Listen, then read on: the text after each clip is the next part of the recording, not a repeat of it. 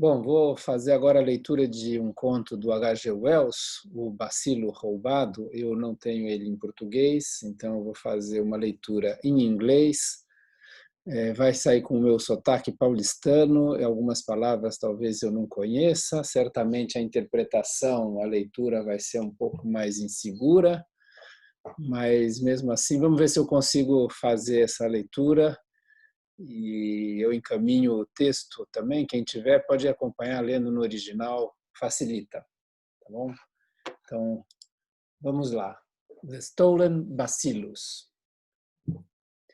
This again, said the bacteriologist, slipping a glass slide under the microscope, is a preparation of the celebrated bacillus of cholera, the cholera germ. The pale-faced man peered down the microscope. He was evidently not accustomed to that kind of thing and held a limp white hand over his disengaged eye. I see very little, he said. Touch this screw, said the bacteriologist. Perhaps the microscope is out of focus for you. Eyes vary so much.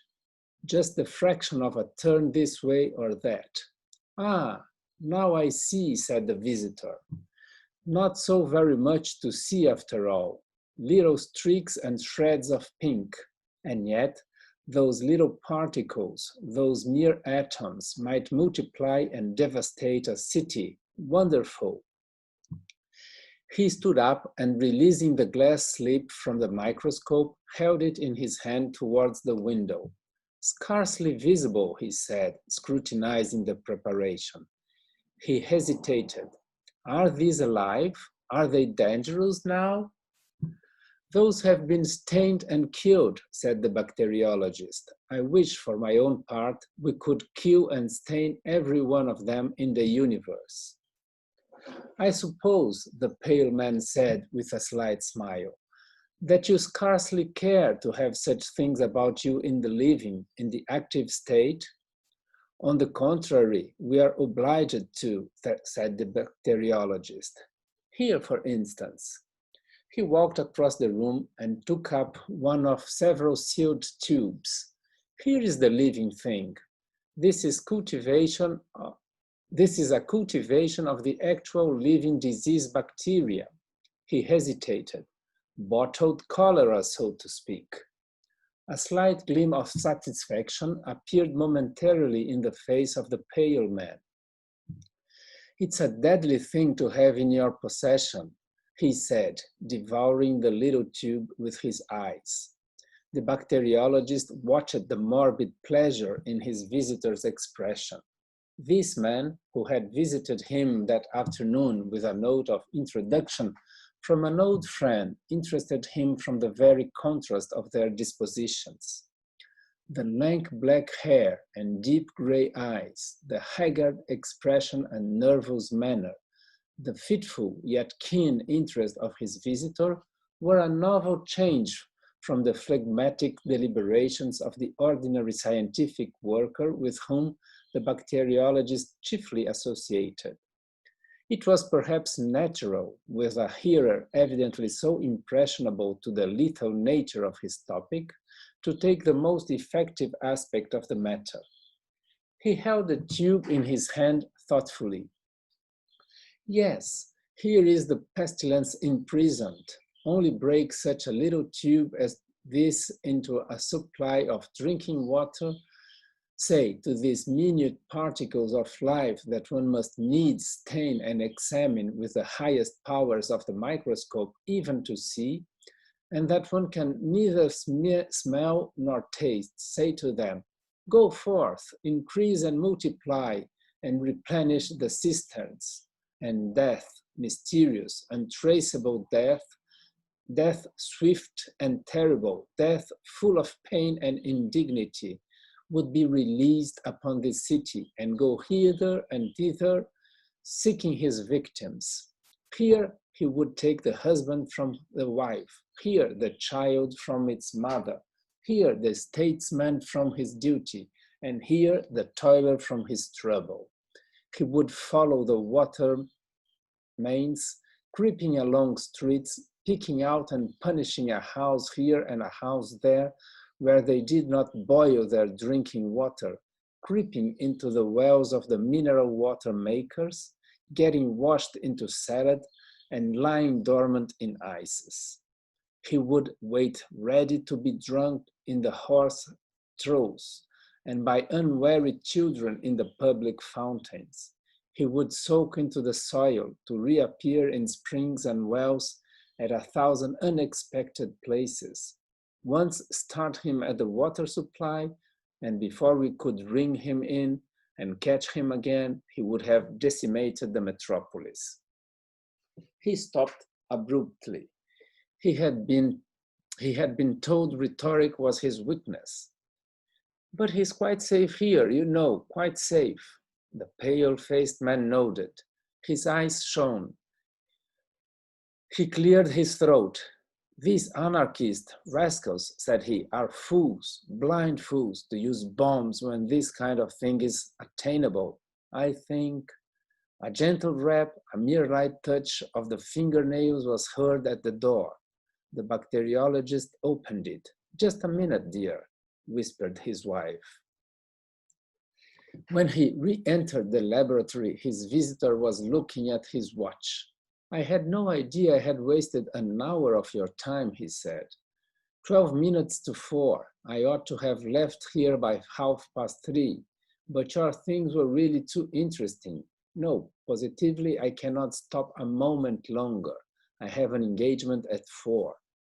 He passed out of the room, reiterating his thanks, and the bacteriologist accompanied him to the door and then returned thoughtfully along the passage to his laboratory. He was musing on the ethnology of his visitor.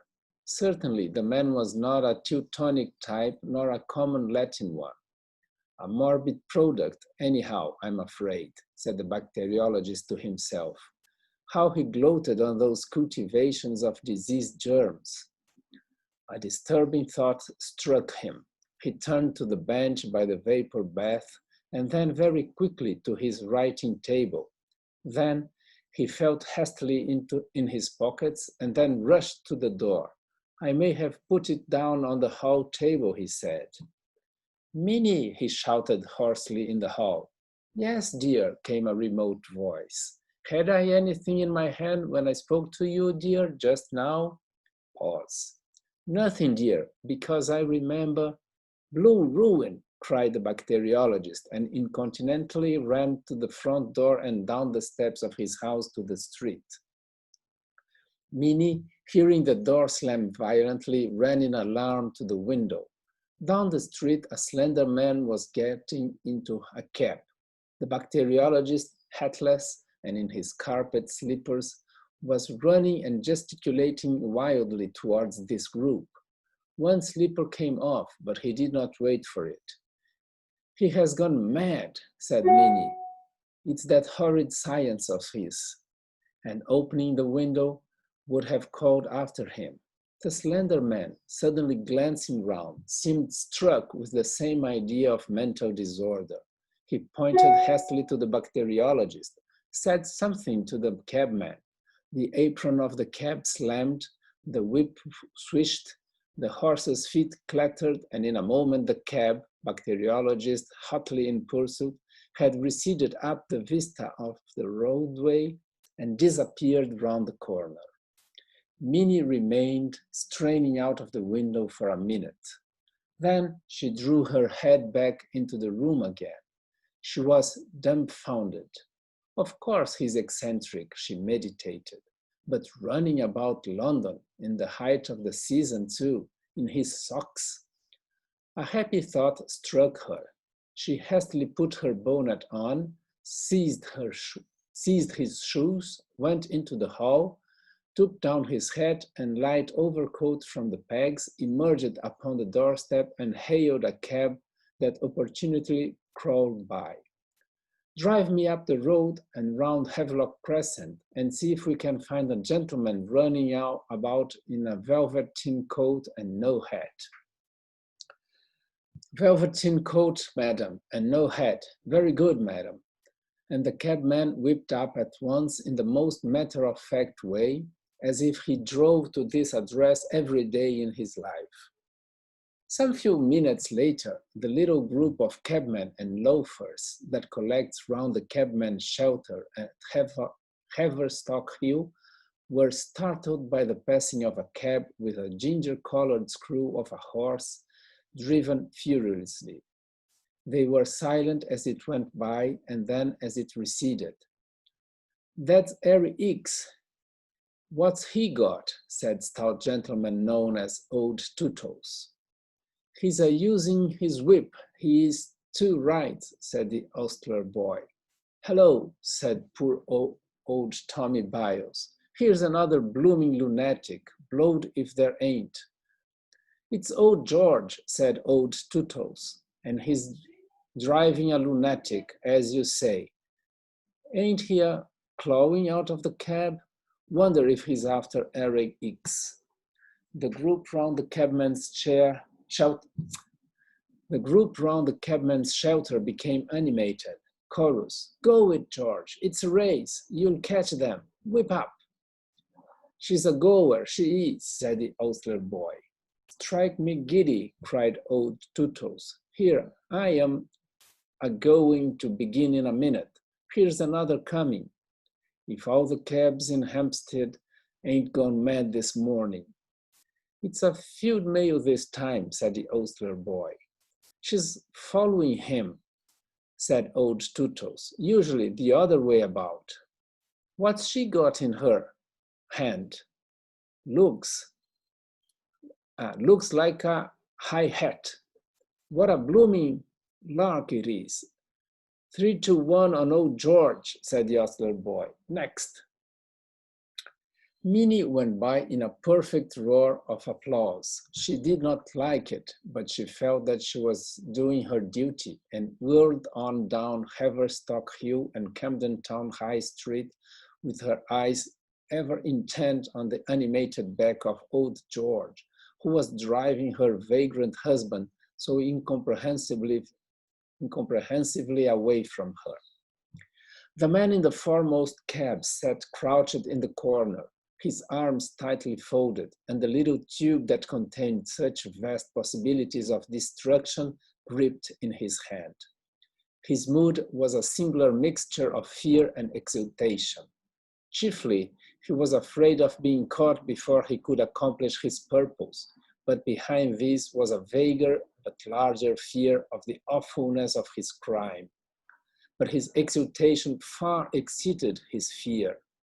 No anarchist before him had ever approached this conception of his. Ravacoe, Wayland, all those distinguished persons whose fame he had envied, dwindled into insignificance beside him. He had only to make sure of the water supply and break the little tube into a reservoir. How brilliantly he had planned it, forged the letter of introduction and got into the laboratory, and how brilliantly he had seized his opportunity. The world should hear of him at last. All those people who had sneered at him, neglected him, preferred other people to him, found his company undesirable, should consider him at last. Death, death, death. They had always treated him as a man of no importance. All the world had been in a conspiracy to keep him under. He would teach them yet what it is to isolate a man. What was this familiar street? Great St. Audrey Street, of course. How fared the chase? He craned out of the cab. The bacteriologist was scarcely 50 yards behind. That was bad. He would be caught and stopped yet. He felt in his pocket for money and found half a sovereign. This he thrusted up through the trap in the top of the cab into the man's face. "More," he shouted, "if only we get away." The money was snatched out of his hand. "Right you are," said the cabman, and the trap slammed, and the slash lay along the glistening side of the horse. The cab swayed, and the anarchist, half standing under the trap, put the hand containing the little glass tube upon the apron to preserve his balance. He felt He felt the brittle thing crack, and the broken half of it rang upon the floor of the cab.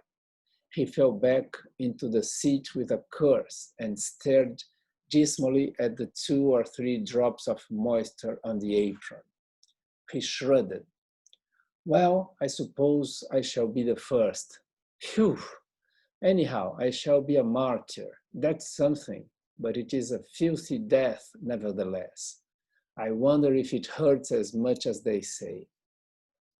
Presently, a thought occurred to him. He groped between his feet. A little drop was still in the broken end of the tube, and he drank that to make sure.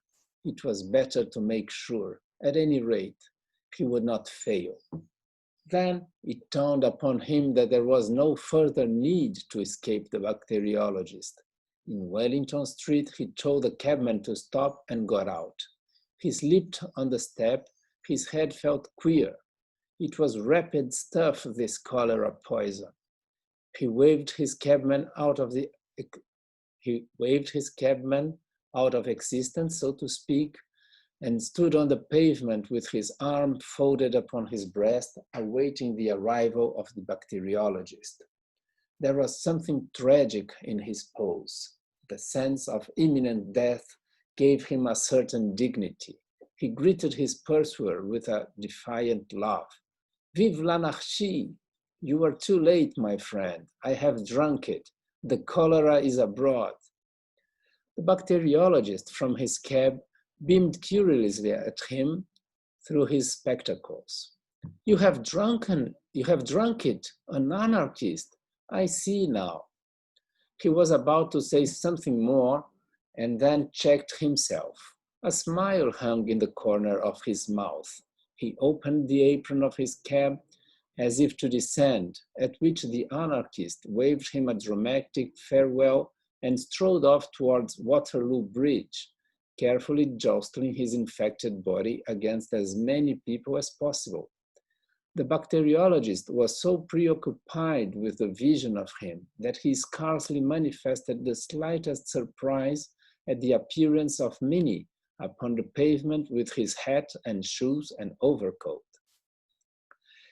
Very good of you to bring my things, he said, and remained lost in contemplation of the receding figure of the anarchist. You had better get in, he said, still staring. Minnie felt absolutely convinced now that he was mad, and directed the cabman home on her own responsibility.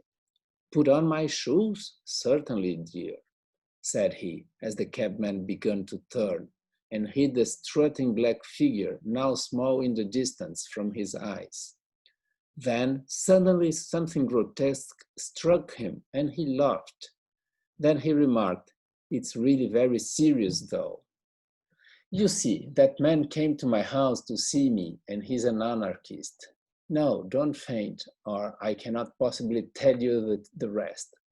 And I wanted to astonish him, not knowing he was an anarchist, and took up a cultivation of that new species of bacterium I was telling you of, that infest and I think cause the blue patches upon various monkeys. And like a fool, I said it was Asiatic cholera, and he ran away with it to poison the water of London, and he certainly might have made things look blue for this civilized city. And now he has swallowed it. Of course, I cannot say what will happen, but you know it turned that kitten blue, and the 3 puppies in patches, and the sparrow bright blue. But the bother is, I shall have all the trouble and expense of preparing some more. Put on my coat on this hot day. Why? Because we might meet Mrs. Jabber? My dear, Mrs. Jabber is not a draught. But why should I wear a coat on a hot day because of Mrs. Oh, very well. End of the tale.